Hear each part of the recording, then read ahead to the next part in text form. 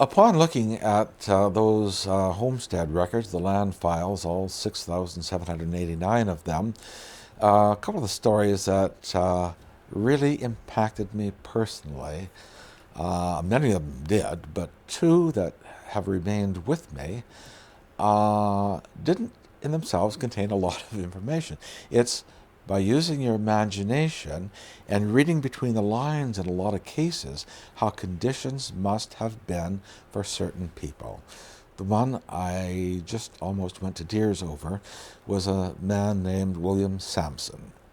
William Sampson came from North Carolina, and on looking in his file, that seemed innocent enough, except that I could see that he went up there in 1912, and he actually came up with his wife, whose name was Catherine. Well, he himself went back, as he always did, over the Edson Trail to get more supplies, and they usually went back in winter, more supplies so they could start continuing to build the homestead. Left his wife up there at that time during that winter, 1912-13, and on his way back, he died over the Edson Trail. And his wife, who was left there, obviously made her way back to Edmonton and took a job running a small boarding house here in Edmonton. She inherited the homestead application of William Sampson. Rather than do away with it, abandon it, or try to sell it to some other person, she said, my gosh, I think I can do it myself. No doubt she needed help.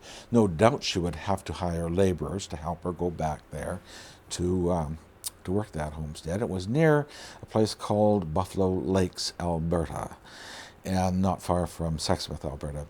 And only then did I realize, by looking through the lines, that she not only stayed on the land, no doubt went back to work to get capital to go back, but proved it up in 1919.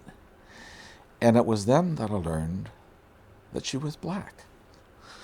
The first applicant for a homestead in northern Alberta was William Sampson, the Negro from North Carolina. And the first woman to prove up a homestead in all of northern Alberta was an American black, Catherine Sampson. When you find that out by reading between the lines and discovering little bits of information, it grips you. And other stories I can remember now that I checked things out further. It's a family named Vavrick that later inherited the quarter. They remember hearing stories about that quarter being referred to by the old-timers as the Negro Woman's Quarter.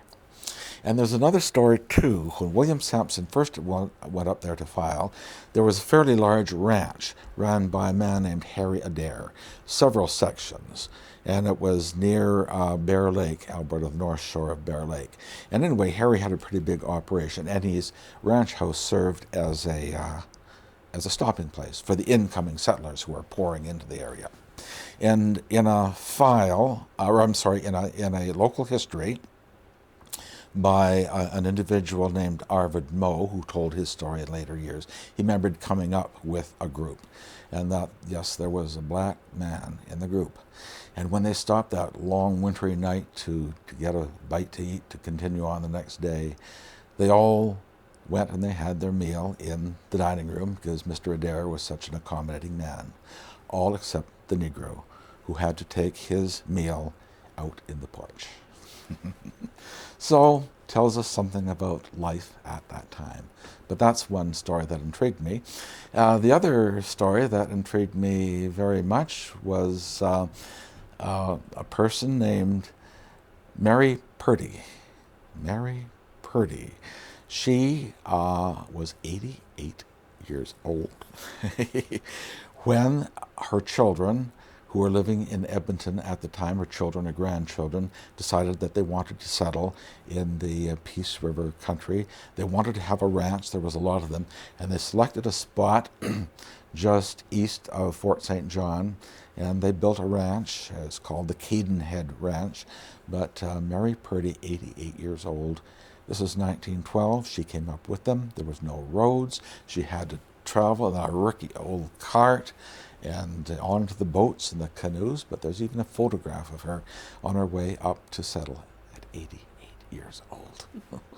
So those are the two stories that really gripped me on all those homestead files that I looked at to produce The Last Great West.